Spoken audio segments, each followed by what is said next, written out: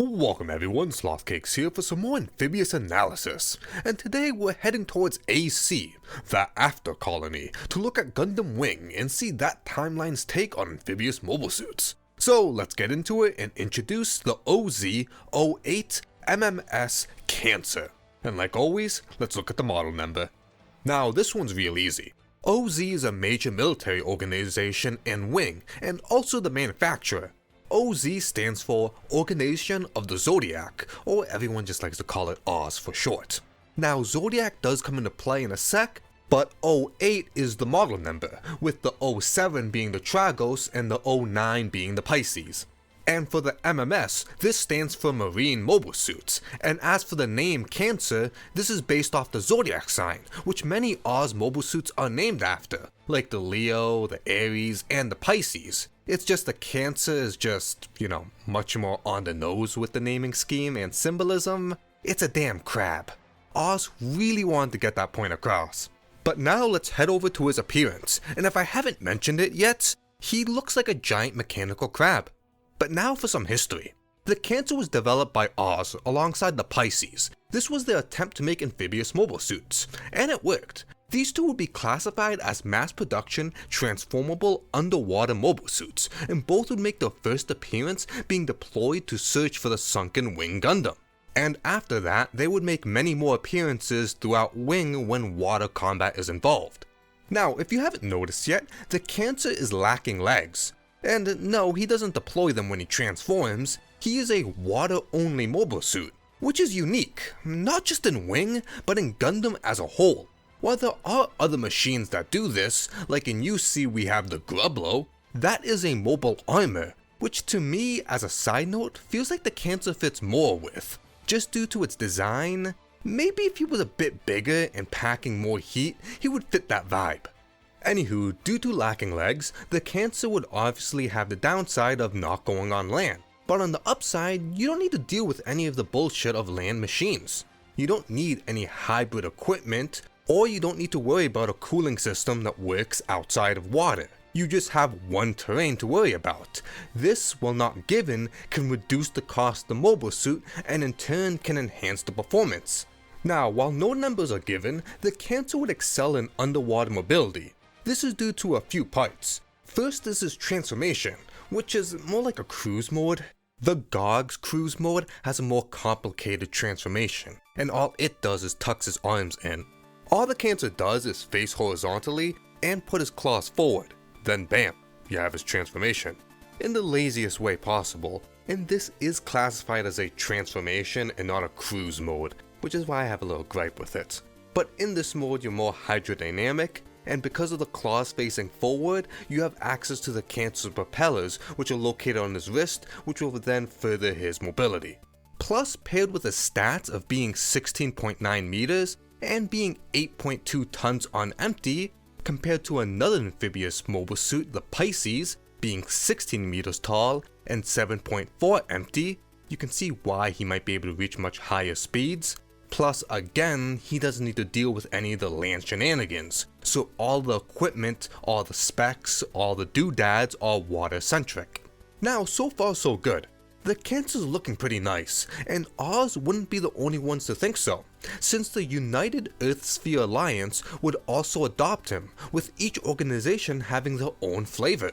Oz comes in a bright red resembling a cooked crab, while the USA uses a blue color which blends more into the ocean and is the actual color of most crustaceans.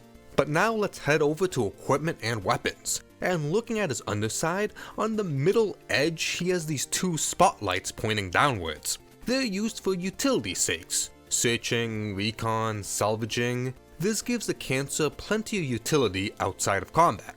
Also in the middle square is his main camera, which many Oz mobile suits have, being a yellow square when activated. But the Cancer is covered most of the time and he utilizes his other cameras instead. Next is a weird one. In episode 29, the Cancer deployed something out of its claw that it used to cut open a sunken ship. Now at first glance, when you see it, you think maybe it's just like some sort of high-powered underwater jet. But if you look closely and slow it down, you actually see a spike be deployed out. So maybe this is some sort of underwater welding tool, plasma cutter, or maybe it could be some sort of vibrating blade. Now, whatever it is, it's for utility purposes, and this is probably why we don't see the Cancer use it as a weapon. It might be great for salvaging things, but when it comes to hitting something that's moving, or things that have thicker or tougher armor like a mobile suit, it's not the best idea. But hell, in a desperate situation, why not use it? Also in the same episode, a few Cancers were carrying the wing via wires from their claws.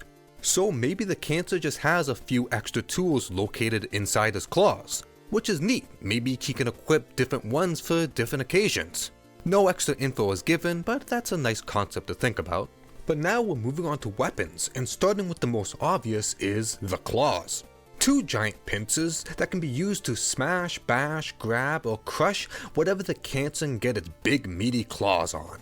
Quite a simple weapon, but adding big claws to an oversized submarine is a decent idea actually, so good for Krabby. Next we're looking inside the claws, for he has a pair of launchers. These can house two types of missiles, torpedoes and anti-ground.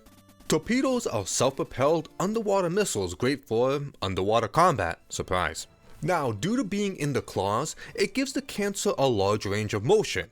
Now, the Cancer can also equip the anti-ground missiles. He can volley these missiles at anything near a body of water or in the sky, allowing him to support a grounded battle. Now, as for numbers, we're not given any, but he's been shown to fire 2 simultaneously for each claw, and for the amount of ammo he has, my best guess is whatever the plot needs him to have, because in some cases, he's fighting this thing like the regular bullets. So maybe the Cancer's claws are bigger in the inside, or maybe the missiles are like those little capsules you put in water and they grow. Either or, choose your poison. If you have a better idea, leave it down in the comments. Now, this is a very small assortment of tools, but it gets the job done. Having the Cancer with anti-ground allows him to flank anything near a body of water. That's quite useful, and if anything tries to intercept, well, he can just go back in the water. Plus, while this will be covered later, the Pisces can also be deployed alongside the Cancer, so while the Pisces can go on land and engage, the Cancer can stay back or flank while volleying shots. And in the opposite end, if the Cancer has only anti-ground on him and is underwater and gets engaged with, the Pisces can defend him. It's a simple, great package, and while it seems like it's under-equipped because it's just a few missiles, underwater the Cancer's only going to engage with submarines, naval ships, other Cancers or Pisces, and occasionally a few Gundams that may or may not want to take a little dip. And for the anti-ground, they're simple but effective, and it's going to be hard to trade blows with the Cancer because again, he can just dive in the water. And yeah, we could throw the Cancer a bone and give him a few more weapons, but this simple kit lowers the production cost, making him a very good mass production mobile suit, and he did perform well. A great flattering scene for the Cancer was when Lieutenant Alex and Muller, which was in an Ares, were able to do so much damage with just those 2 mobile suits. The Ares was able to cover the air while the Cancer was using the anti-ground and was able to stay safe in the water. With these 2 alone, they were able to plan quick sneak attacks and cripple bases in a rapid pace, and they also did a little bit of war crimes here and there. But to cut it short, the Cancer is just a pretty good support unit. Like the mentioned Ares, or be grounded units like a Leo, or Pisces, or even more Cancers, that's where it thrives. Now, I might be talking a bit too positively, hyping this man a bit too much, but it's needed, because the Cancer, like the Leo and anything that isn't a Gundam, tends to get bodied by said Gundams, regardless of them being pretty good mobile suits, or how many of them are deployed, they tend to get shot down via masses. So now let's talk about its most recognizable moments, and for a little spoiler ahead, none of these moments are flattering for the Cancer. Starting off, when the Cancer was sent to search for the sunken wing Gundam, it ran into the death scythe, and it actually did put up kind of a fight. It got a good varsity tackle off him, so good for him, and was able to get a claw around the Death Scythe's hand and its head, which didn't do much damage, but it did kind of restrain it. But the Cancer then shot torpedoes at point blank into the Death Scythe's face, which again didn't do anything besides destroy the Cancer's claw, which freed the Death Scythe. And from there, it did look promising for the Cancer. Maybe the Death Scythe was got, but it ended when a beam spike entered the Cancer's chest cavity. Next up is with Lieutenant Alex again, and it's a similar case, but with Zek in the Tall Geese. And Alex was doing just a little bit of war crimes, just here and there, him and Mullet, causing a little bit of ruckus, and that got Zek upsetty spaghetti. So he fought the Cancer underwater, and the Tall Geese got the Cancer and proceeded to rip him in half, Mortal Kombat style. Absolutely awesome for everyone besides Alex and the Cancer. Now, the Cancer is plagued by a problem that faces a lot of amphibious mobile suits, and that is, it can't go into space, obviously. And like many Gundam series, eventually battles do lead to that, so the Cancer has to be benched. But who knows, maybe with a few adjustments it would be a really weird looking spacefaring flyer. But besides that, I do think the Cancer is neat. If it was as cheap as I think it is, it would be a good amphibious mass production mobile suit. I don't see anything on it that's like crazy expensive or crazy difficult to develop, and I don't see it as just some cheap thing that's just an underwater coffin, unless you're fighting a Gundam obviously. It's just a neat amphibious mobile suit. And that's all I can say about it. Something deep inside of me just does not want to talk too bad about it. I don't know, maybe I just have a soft spot for everything in Wing. It's got that like special charm to it that I just can't let go of it. Anywho, maybe with some more screen time, we could see how good or bad the Cancer actually is. Maybe if there was another amphibious mobile suit it could fight, we could actually make a better judgment. And on that topic, I was thinking, maybe down the line if there was another amphibious mobile suit that put the Cancer and Pisces out of production, I thought it would be an interesting thing that maybe the Cancer could be repurposed or reworked into a mobile worker.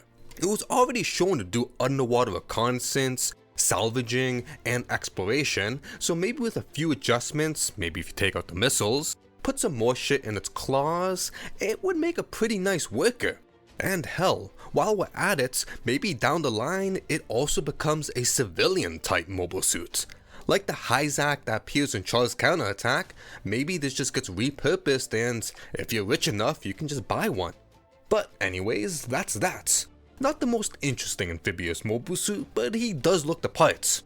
I do love the idea that outside a mobile armor, having a water-only mobile suit, it seems like a nice idea, and if other universes did it, like made it cheap, simple, and easy to mass produce, they might pull their own weight and could make a difference, but who knows. So, like usual, and always, thank you for watching. Through the production of this video, I now have an intense craving for some crab, maybe some legs doused in butter or fried crab cake. And as a final note to send you guys off with, I've thought of this, and I feel like it's hard to dispute, and that the Cancer, out of all the amphibious mobile suits, might be the most tastiest looking. But that's a subject for another time, so till then, have a good one and hope to see you next time.